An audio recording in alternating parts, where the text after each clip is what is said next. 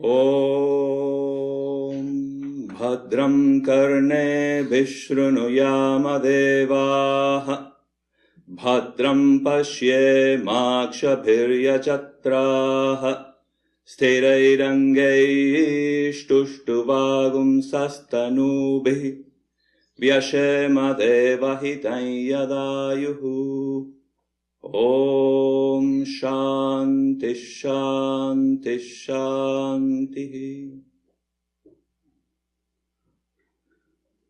Om, all gods, may we hear with our ears what is auspicious. O ye adorable ones, may we see with our eyes what is auspicious. May we sing praises to ye and enjoy with strong limbs and body the life allotted to us by the gods. Om, peace, peace, peace. In the Minor Upanishad, there is a verse that says, Mano eva manushyanam karanam bandha mokshayoho bandhaya vishaya sango muktye nirvishayam manaha. For man, mind is the cause of bondage, and mind is the cause of liberation. Mind absorbed in sense objects is the cause of bondage, and mind detached from the sense objects is the cause of liberation. The other day, one of our students in Hollywood called my attention. He asked me, Swami, I find you always constantly repeating the word truth. Truth. What is truth? He said. And I found that was true. I found myself, because the truth is. So for a moment I thought it was obvious, but of course I couldn't say that. To myself I thought that. But then I said, truth is that which makes you free. Truth is freedom. Truth is that where you find freedom. Anything that binds you, anything that contracts you, cannot be truth. Truth is the nature of all souls. Swami Dhyanayogananda says, freedom, freedom, oh sweet freedom, is the song of the soul. Repeat with gladness, with truth, and with strength, I am free. And I was free, and I always will be free. This monistic, non-dualistic idea that comes out from the Vedanta, the end of the Vedas, it is the one idea that deserves to live. For this is the truth, and truth is eternal. In a spiritual life, there is a fundamental goal we are all after. We call it moksha in Sanskrit, freedom. For the goal of each soul is freedom, mastery, freedom from the slavery of matter and thought, mastery of external and internal nature. Sooner or later, we realize that so-called bondage never existed. It was only self-hypnosis, self-deception, self-delusion. Freedom is not an event that has to take place in a space and time, or a process through effort. It is in us. It is us. Freedom is a discovery. It is like waking up from a dream, remove this delusion and claim, I was free. I am free, and I will always be free. Now the question is, how do I remove this delusion? How can I claim my freedom? We all understand this. Even now, you are listening to me, you are like, okay, we are free, sounds great. What do we do? What do we do with that? It has been my experience as a Swami that people keep asking me, okay, and now what? Right? This is my attempt today to try to answer this question. And now what?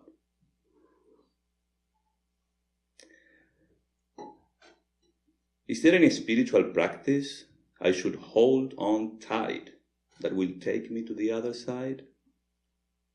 One single spiritual practice. What are the methods to achieve this ultimate goal? How to design our life in such a way that I may achieve something before death, before it's too late.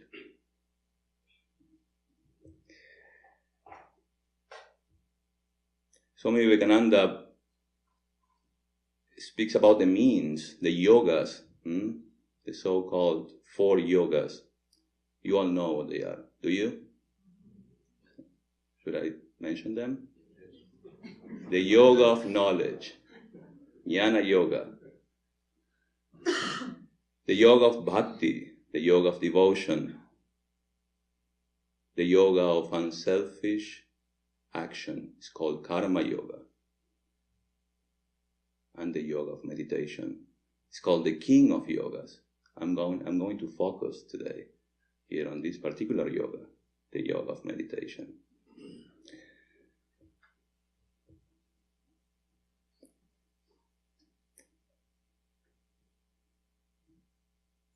You must remember that freedom of the soul is the goal of all yogas, and each one equally leads to the same result.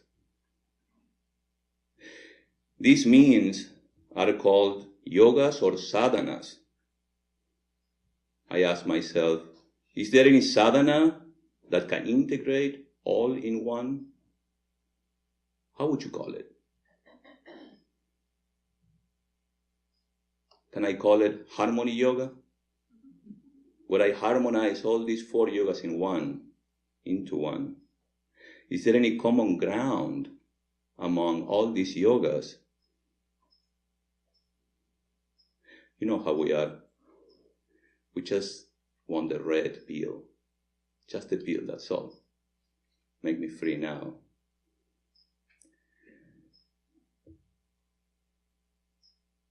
Uddvaredatmanatmanam natmanam navasadayed atmaiva hyatmano bandhuhu atmaiva ripuratmanaha. What is man's will, and how shall he use it? Let him put forth its power to uncover the Atman, not to hide the Atman. Man's will is the only friend of the Atman, and his will is also the Atman's enemy.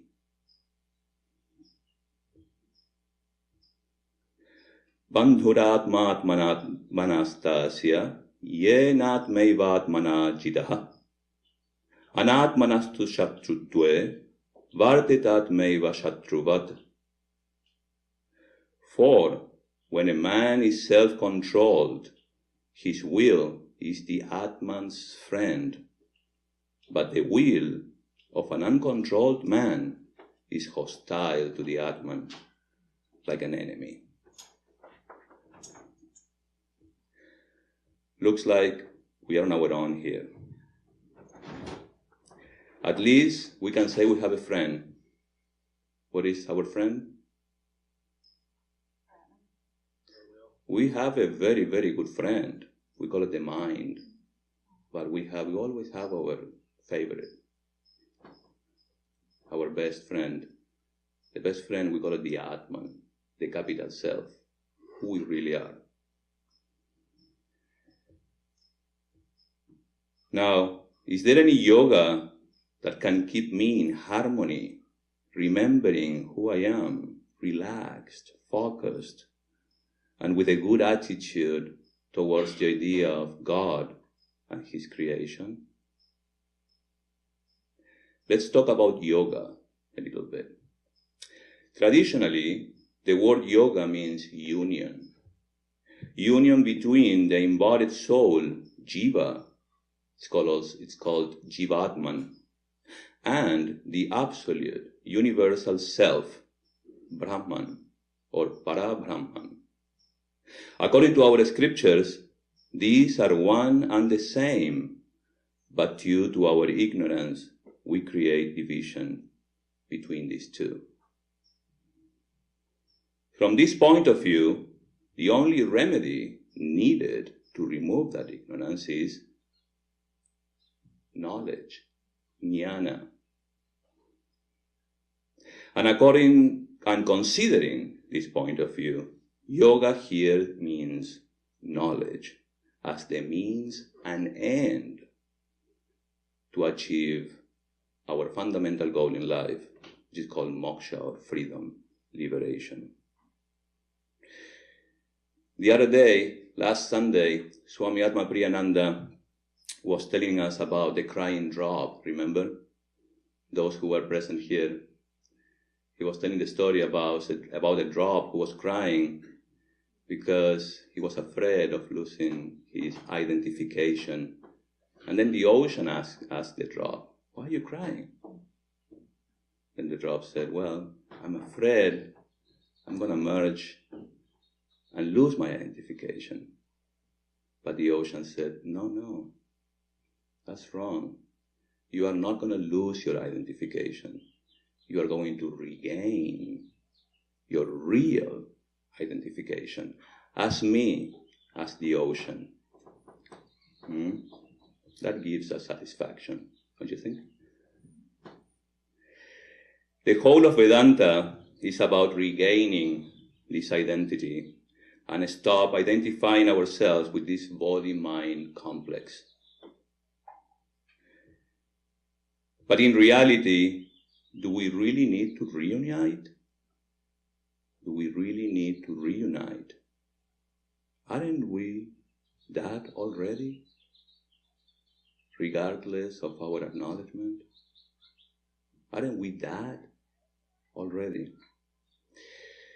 Shri Krishna in the Bhagavad Gita gives a new definition of the word yoga. He calls it Yoga. And yoga means separation from the wrong identity. Tam vidyat dukkha sanyogam, viyogam yoga samknitam, sanischayena yoktavyo, yogo anirvinna chetasa. Let that be known as that state, called by the name of yoga, a state of severance from the contact of pain. This yoga should be practiced with perseverance, undisturbed, he says, by depression of the heart. Therefore, yoga also means the removal of ignorance, separation from this delusion that we are different from the Supreme. In Patanjali Yoga Sutras, we find a definition of the word yoga. According to him, he says, yoga is chitta vritti nirodha. Chitta means mind. Vritti means function. Thoughts, proliferation, or mental function. Nirodha means disciplining, regulating, cessation, removal. It simply means mental discipline.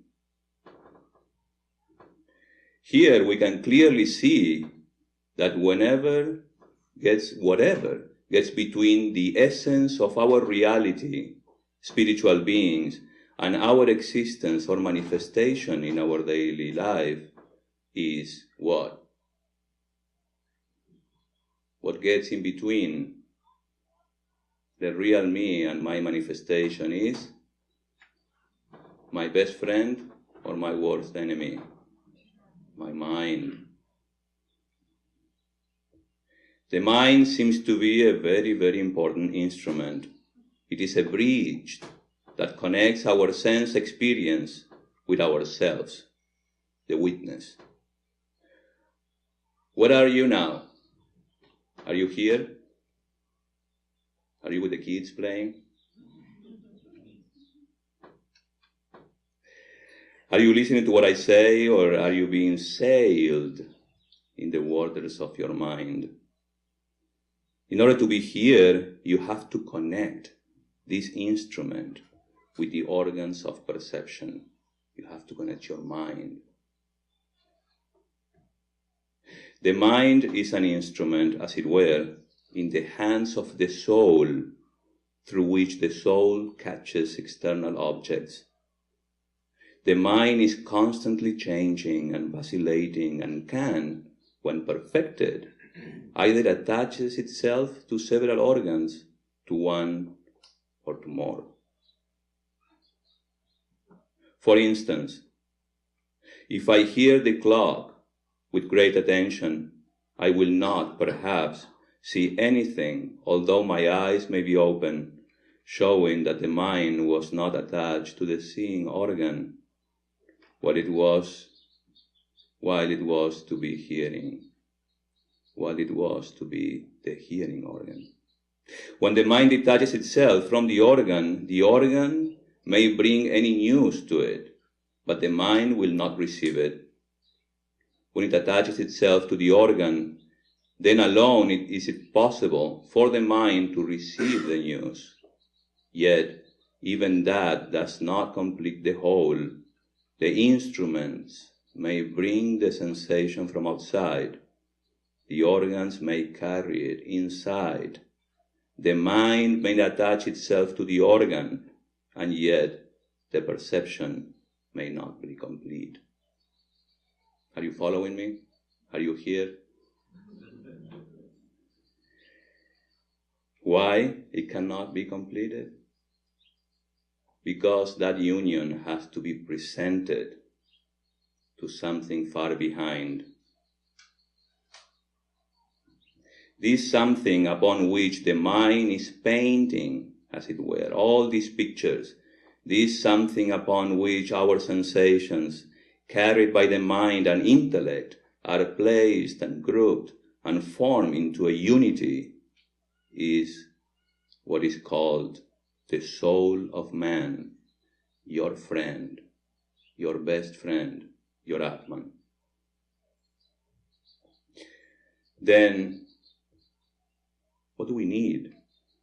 What is required for that amazing alchemy to happen?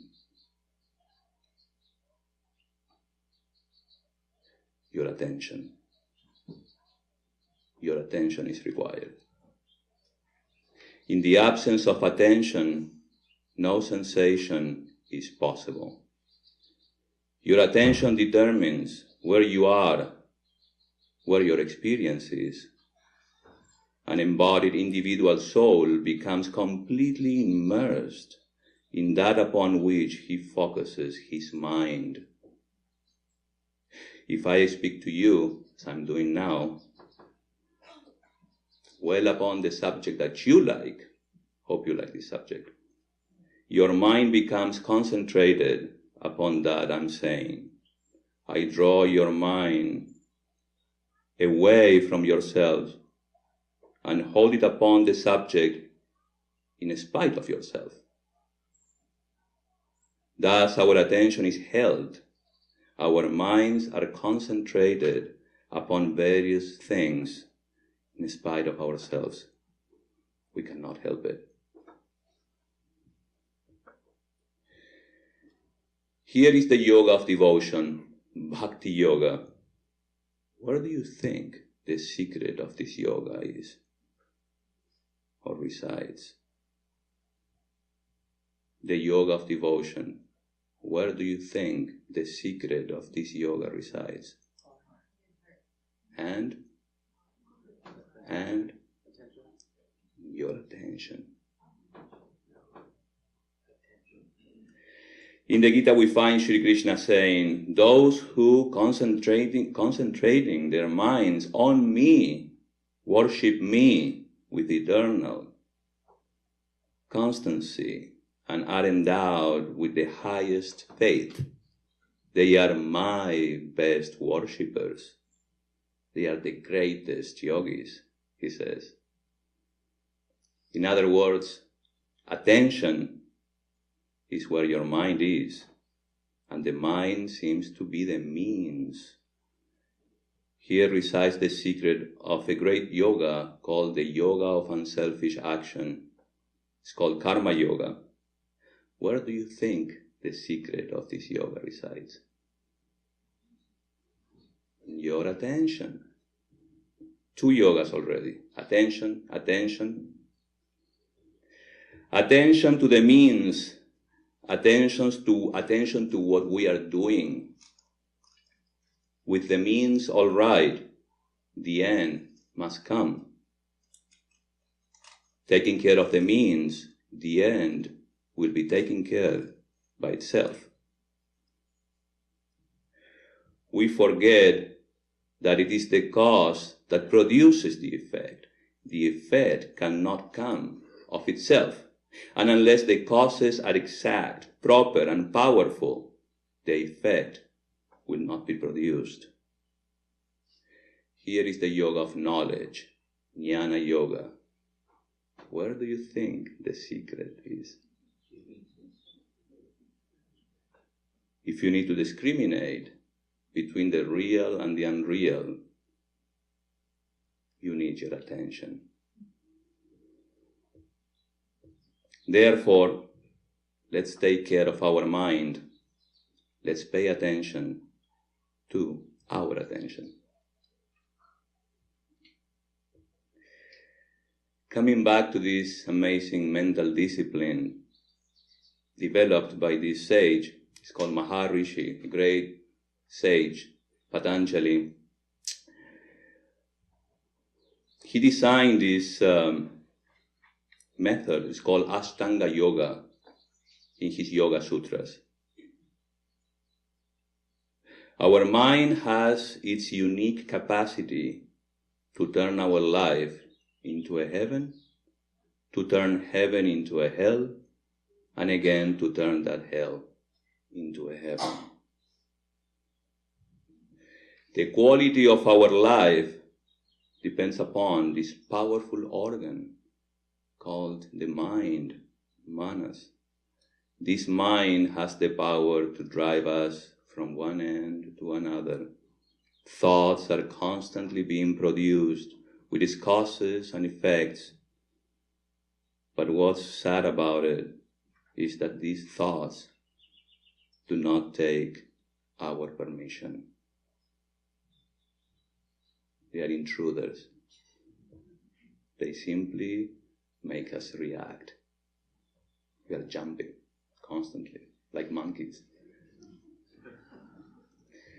These involuntary thoughts happen all the time, even now. This is our main problem. We just let them invade our land and abduct our best friend, our own mind. The other day, 2 friends of mine were visiting Trabuco, and as many people, when they come here for the first time, they go, "Oh, this is an amazing place, Swami, how fortunate you are." And then they said something that really struck me. They say, "May you be able to enjoy this place. May you be able to enjoy this place," which I found it was beautiful. I thought it was a beautiful wish. Because are we able to enjoy? to be wished to have the harmony, the tranquility needed so that you could enjoy where you live in. Sometimes we spend thousands of dollars, if not millions, in decorating our house. You know, we have a beautiful swimming pool, and then what? We don't pay attention to it. To be able to enjoy the moment, to be able to appreciate the present. And that's how our life goes by, with our mind being kidnapped by our random thoughts. We are unable to work well, and not just that, we are unable to enjoy what's even worse. But that is not all. This state, this status quo, brings about all sorts of toxic emotions like anxiety, fear, sense of guilt, stress, depression, you name it. Is that true? If we are daily being hit by thought waves, a stressed person is experiencing a tsunami. The result is that we are unable to enjoy a healthy mind. We are unable to focus. This inability to concentrate. By now it is clear that we have to own our own mind. Such is the goal. We have to own our own mind. Patanjali, in his Yoga Sutras, directly deals with this problem. These sutras, also called Ashtanga Sutras, or the 8 steps or limbs, are the following: Yama, Niyama, Asana, Pranayama, Pratyahara, Dharana, Dhyana, Dhyana, and Samadhi. Let me tell you just briefly, and let me tell you why I'm torturing you with all this later on. The first two, Yama and Niyama, are called the general disciplines or rules to lead a healthy and moral life. Can I be with myself if I'm a rogue, if I do whatever I want, if I don't care about my neighbor? Non-stealing, ahimsa, ahimsa, truthfulness, satyam, non-stealing, astrayam, continence, brahmacharyam, non-receiving, non-possessing too much, meaning leading a simple life, is aparigraha. These are called yamas. Let me say this again. Non-killing, truthfulness, non-stealing, continence, non-receiving, leading a simple life, these are the yamas. The internal and external purification, cleanliness in words and deeds, shaucham, contentment, santosha, mortification, austerities, it's called tapas, study, swadhyaya, and worship of God, and surrendering to God, Ishvara Pranidhanam, is called the niyamas. 2 already. These preliminary values are taken for granted for one who wants to lead a spiritual life. Moral values, internal values, contentment, cleanliness, austerities, worship of God, surrendering to God. Without leading a moral life, a dharmic life, it is not possible to find peace of mind, that sense of inner freedom that is required to sit quietly and not let the thieves break into your mind. Once we got these two somehow covered, the next 6 steps will help us become the masters of our mind. We need to commit to spend some time to find out where our mind is. The next step is called asana. Now, asana is translated as posture. Conscious posture, not just the physical body, but most importantly, the inner posture. Our attitude, our willingness to be with ourselves. I want to do this. I want to meditate. I want to give my life. I want to lead a spiritual life. That is posture.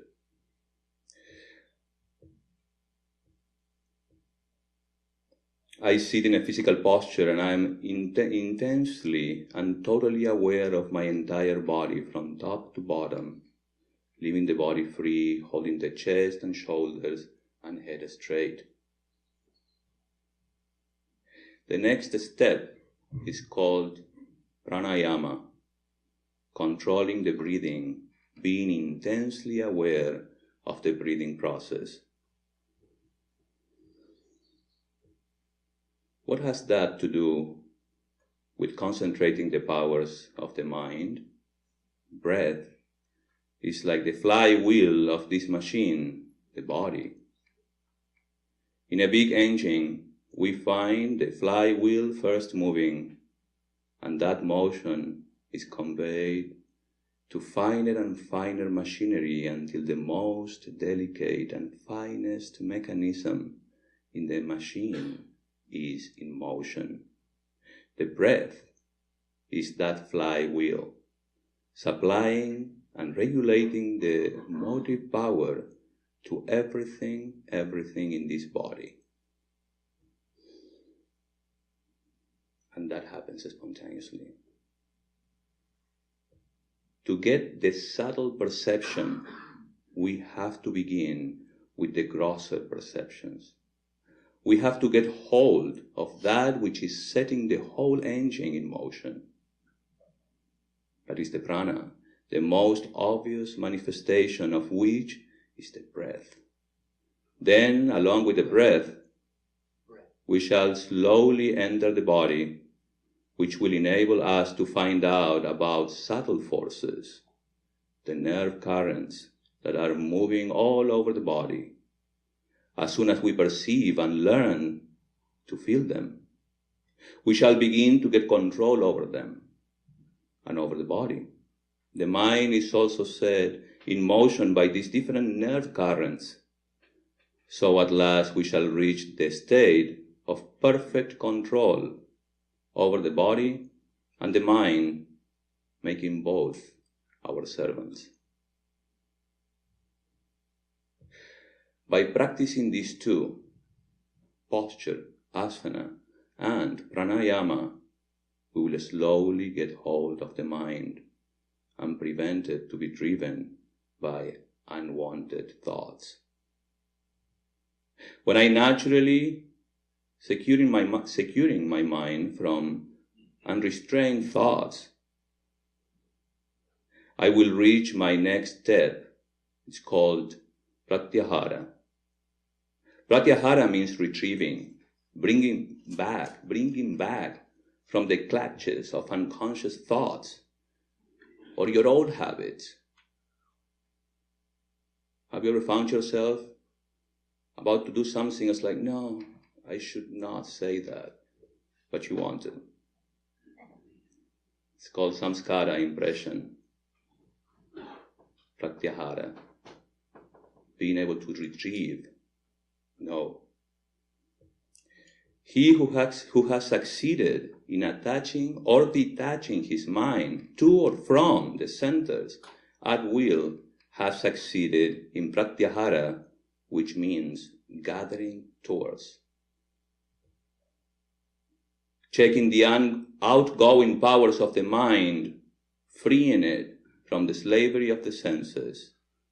When we can do this, we shall really possess true character. Before that, we are mere machines. We have no control. It is a tremendous work, not to be done in one day, I understand. but you have to be patient. Continuous struggles for years and years, we can succeed. After the practice of pratyahara, the next step is dharana. Dharana means holding the mind to certain points. For example, forcing the mind to feel certain parts of my body, excluding others. Try to feel your hand to the exclusion of other parts of your body. Dharana is attention on a particular area. After pratyahara and dharana, we come to that we want. Remember the common ground about all these yogas? What was it?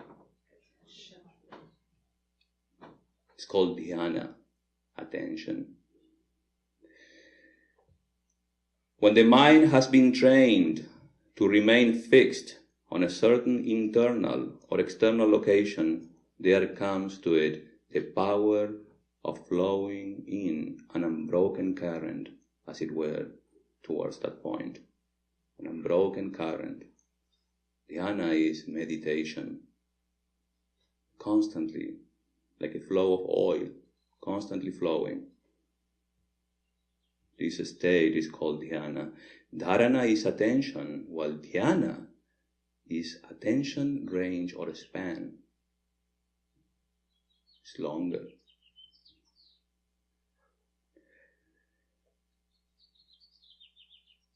It will all make sense, just bear with me. If you are able to listen uninterruptedly this lecture with rapt attention, know that your mind has developed a tremendous power. Can I say that? Can you say that? That power is called dhyana. What comes after dhyana is much yummy. It's called samadhi. When one has so intensified the power of dhyana as to be able to reject the external part of perception and remain meditating only on the internal part, the meaning, that state is called samadhi. Samadhi means absorption, perfect concentration. The three, dharana, dhyana, and samadhi together are called samyama. That is, if the mind can first concentrate upon an object and then is able to continue in that concentration for a length of time, and then by continued concentration to dwell only on the internal part of the perception of which the object has the effect, everything comes under the control of such a mind. Sweet. But what a job. As you can see, it's not so easy.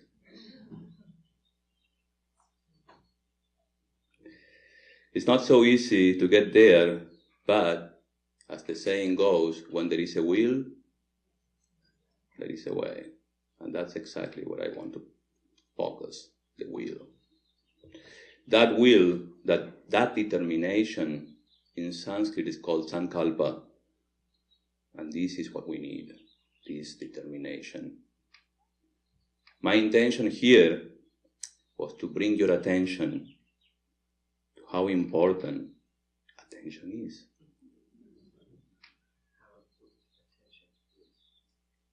And I don't mean to be redundant. We need to lead an alert life, an attentive, conscious life, a thought-watchful life. And this means, yes, we need to be mindful to lead a mindful life. Mindfulness means total vigilance. We need to achieve perfect concentration. But in order to successfully do that, we need to remove the hindrances and distractions. We need to acknowledge them. Oh, they are there. By the practice of mindfulness. Mindfulness means to be now and here and perceive with clarity what is going on in your mind, body, and environment. How to achieve that perfect concentration? Well, Patanjali's Yoga Sutra seems to be a little hard, but there is a way. Patanjali also gives us hope. In his aphorism number 22 and 23, he says, the success of yogis differ according as the means they adopt are mild, medium, or intense. You see? And then he says, the success can be also achieved by devotion to the Absolute, the God of the Vedanta, Sat Chit Ananda. In Vedanta, Sat Chit Ananda means existence absolute, knowledge absolute, and bliss absolute. And this is the highest concept of God possible to the mind. God is not a person sitting beyond the clouds. God is the invisible, all-pervading intelligent principle in the universe, pervading all the laws, the cosmic networks of laws which maintain the creation in rhythm, and harmony. The highest aim comes only by the worship of the highest. What is the highest? The idea of God. Mindful worship.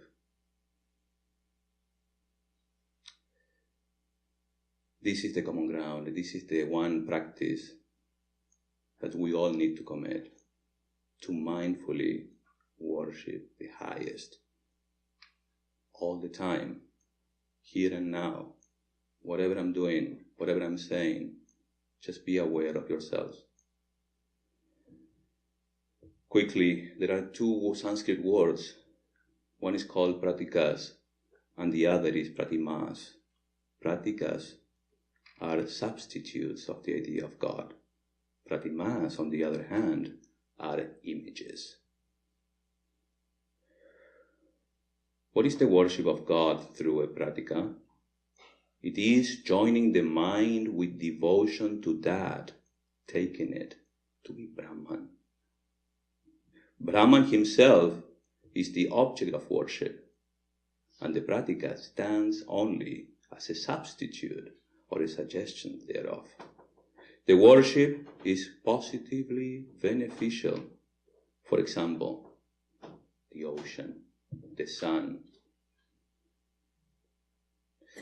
Says Shankara in his Brahma Sutra Bhashya, here in this way does Brahman become the object of worship, because he, as Brahman, is superimposed on the pratikas. The same idea applies to the worship of the pratimas. Pratimas, as I said before, are images. But again, the highest aim comes only when you worship the idea of God, the principle of God behind that image. Only if the image stands for the one God, the worship thereof will bring the highest. The whole universe is composed of name and form. Whatever we see is either a compound of name and form, or simply name with form, which is a mental image. So, after all, there is nothing that is not name and form. We all believe God to be without form or shape, but as soon as we begin to think of Him, he acquires both name and form. There is an incident in Swami Vivekananda's life. I find is one of my favorite examples when it comes to these pratikas and pratimas, these symbols that we need to get hold of. So Swami Vivekananda was visiting during his wandering days, North India, near Delhi. And he was invited to the king's house, his castle. And this king was a little, he had an attitude, as most of the kings.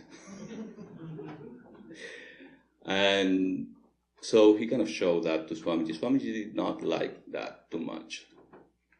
But then he said, Swami, I don't believe in image worship. I don't believe in any of that. Oh, is that so? He said. He looked back and he saw the picture, his own picture. And then he asked his servant and said, can you get that? The servant got the portrait and he said, now spit on it. Spit on it. And he said, no, how can I do that? I can't. No, spit on it. He said, no, I can't. This is the king. So you see, he said, although he's not the king physically, he is the king. Here is the secret of the image, these pratimas, that we all need to be aware of. Because as you can see, life is not easy. And in order to lead a spiritual life, we need to get hold of anything that helps us. Finding inspiration, getting back to ourselves. Let us be smart. Let us get hold of these symbols to remind us of the highest. By mentally being in the presence of God, of the Lord, whether personal or impersonal, with the help of symbols, we are reminded of His constant presence. In the Bhagavad Gita, there is a word used by Sri Krishna in one of the slokas. It's called Atmavan.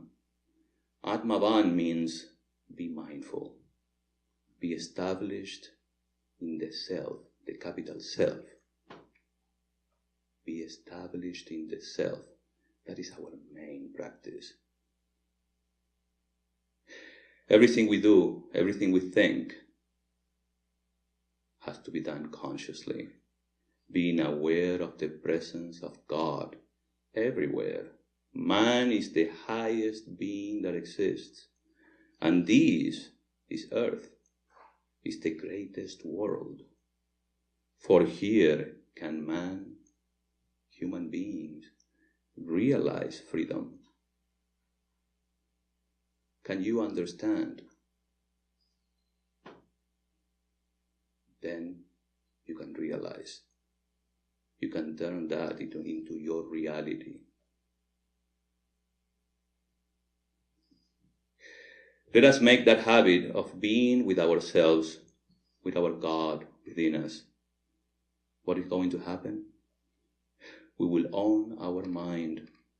We will enjoy a perfect mind, free from emotional problems and worries. Let us regain our freedom. Let us rescue our mind from anxiety, depression, and confusion. We will stop being mechanical. We will stop being driven by our old habits and conscious, involuntary thoughts. Thich Nhat Hanh says, mindfulness is the miracle by which we master and restore ourselves.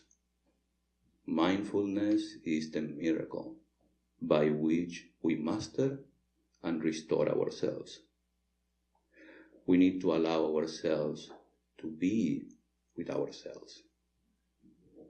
The highest aim, still hammering, don't forget this, the highest aim comes only by the worship of God, the highest.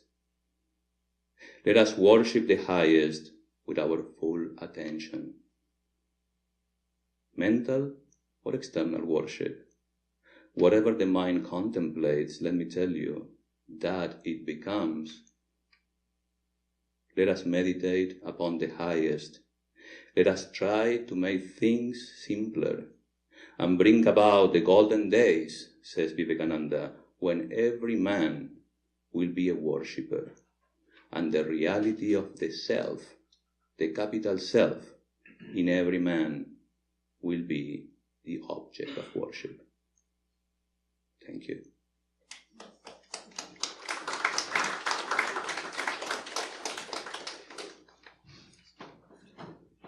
Om Purnamadah Purnamidam Purnat Purnamudachyate Purnasya Purnamadaya Purnamevavashishyate. Om Shanti Shanti Shanti.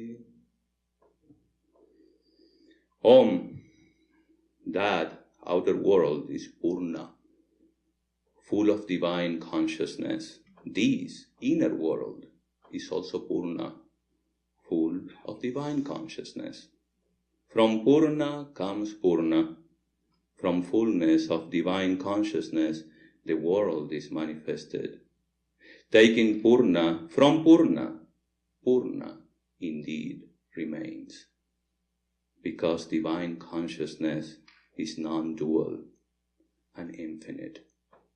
Om, peace, peace, peace.